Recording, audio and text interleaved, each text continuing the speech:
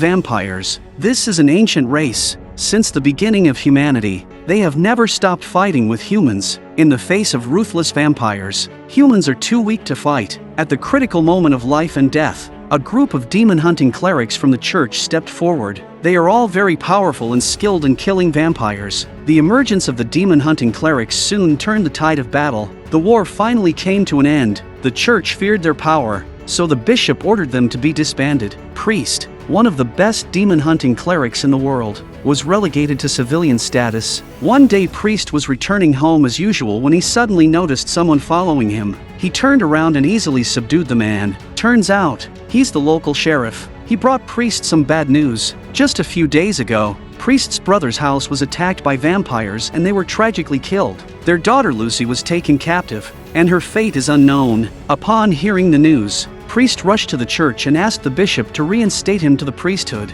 To his surprise, the bishop refused his request. He didn't believe that there were still vampires in this world. From Priest's determined eyes, it was easy to see that he was determined to save him. Even though he had not been authorized to do so, the bishop knew that Priest would not give up. As expected, a group of heavily armed guards came out from behind, but Priest was not a man to be trifled with. After ripping off the bracelet, he rushed out. The moment the steel balls hit the ground, Priest all killed the guards. Priest organized his equipment, got on his motorcycle, and rode straight to 250 yards.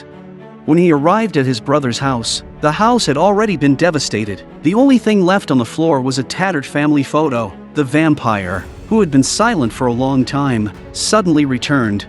That night, the family prayed before dinner. Suddenly the objects around them started to shake violently. Priest's brother got up and went to the window to see a group of vampires rushing towards them. He told his wife to hide their daughter Lucy. He took the shotgun off the wall. The mother tells Lucy that she must not come out no matter what happens. As the door slammed shut, the cross on the wall was smashed to pieces. Immediately after, gunshots and screams came from outside, and Lucy did not escape and was eventually found by the vampires and put in a metal cage. The purpose is to attract Priest to the bait. Under the leadership of Hicks, Priest found his dying brother. As he is dying, he hopes that Priest can rescue Lucy and quickly kill all the vampires. He buried his brother and sister-in-law. Priest knows that this rescue is very dangerous, so he made silver bullets for Hicks. These bullets are deadly to vampires, but the demon-hunting clerics never use guns.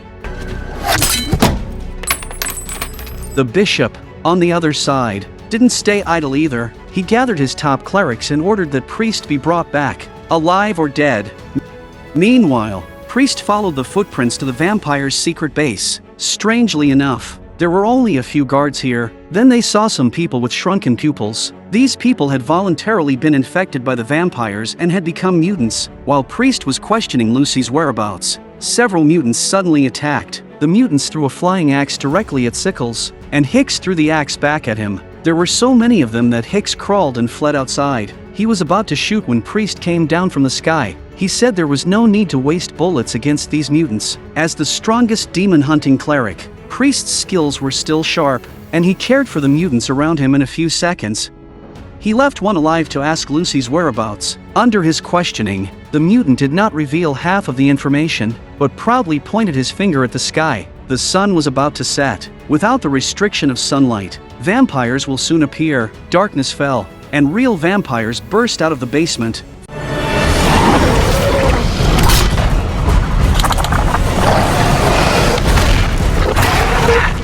Faced with this group of hideous monsters, Priest did not panic at all and took out a Bible and read it calmly. His eyes were filled with a murderous aura. Then the cross in the book flew up in the air. The hunt was on.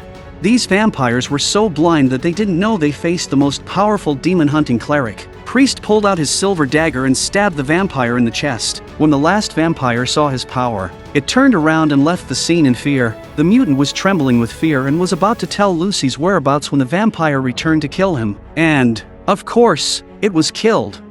After the battle, they followed the trail westward and soon arrived at the vampire's former lair. It was abandoned after the Great War many years ago, but the possibility of vampires still existing cannot be ruled out. To find out what's going on, Priest has Hicks standing by. He jumped into the bottomless cave alone. He didn't expect to meet his former comrades inside. Priestess confesses that the bishop sent him. Just as they were talking, a vampire suddenly appeared. It was clear that the creature before him was no ordinary creature, judging from its huge size. It should be the guardian of this cave. Want to successfully kill this strong defense vampire is obviously not so easy. Priest folded his hands and closed his eyes. Priestess immediately understood what he meant and tacitly threw 2 stones. Priest leaped up, stepped on the stones, and jumped into the air, pulling out the sharp blade at his waist. The big man fell to the ground with a deadly blow. The question was, how could the guardians appear in the lone abandoned lair?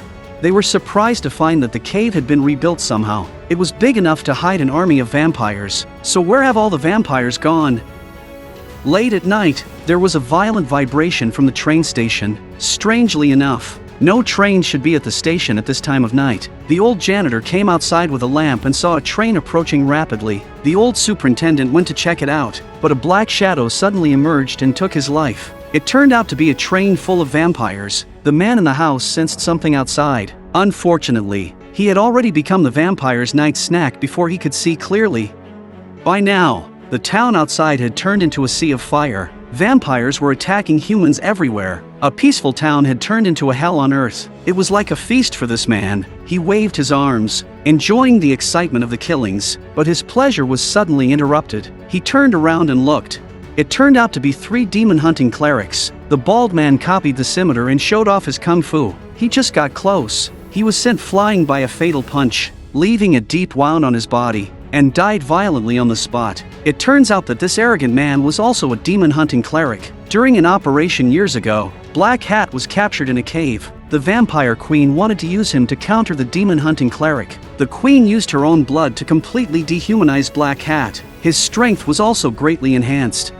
The town was dead and silent when Priest arrived at the incident scene after dawn. The 3 demon-hunting clerics had been crucified. Obviously, this tragedy is not the work of ordinary vampires. Following the track's direction, they realized this was just the beginning. The real target of the vampire army was the city ahead. It had been polluted for so long that the sunlight could not penetrate it. Once the vampire army arrives, the consequences will be unimaginable. To prevent more innocent people from being hurt, the 3 of them set out to save the city.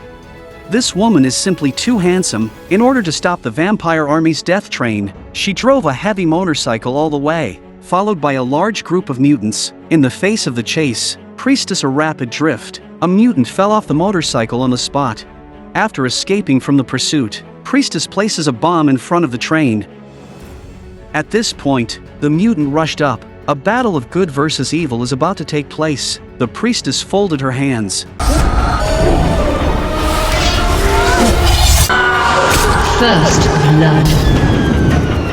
Double kill.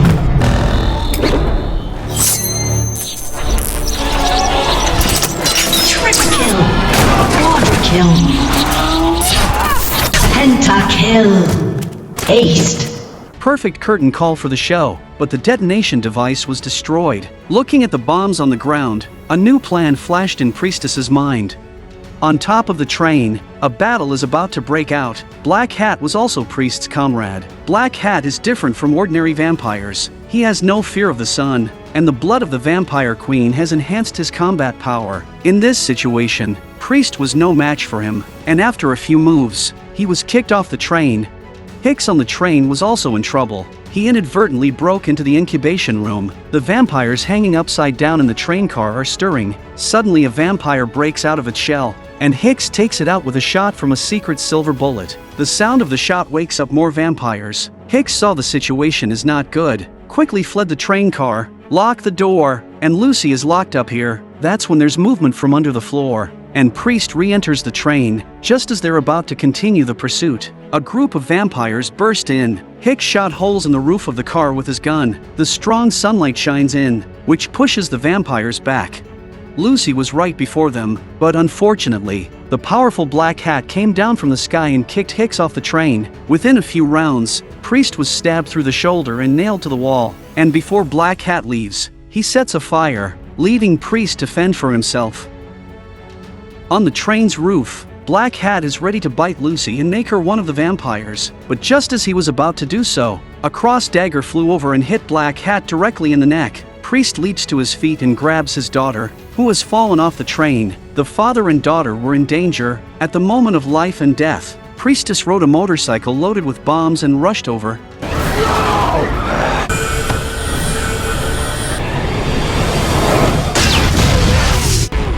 The train is instantly torn apart by the explosion. The vampires are reduced to ashes under the double blaze of the sun and the flames. At the end of the film, priest arrives at the church with the head of a vampire. He proves that the world is not as safe as the bishop said, because the vampire queen is not on the train. This means that the battle between humans and vampires is still not over. The war is over! It's just beginning. Remember to subscribe to my channel, and we'll see you next time.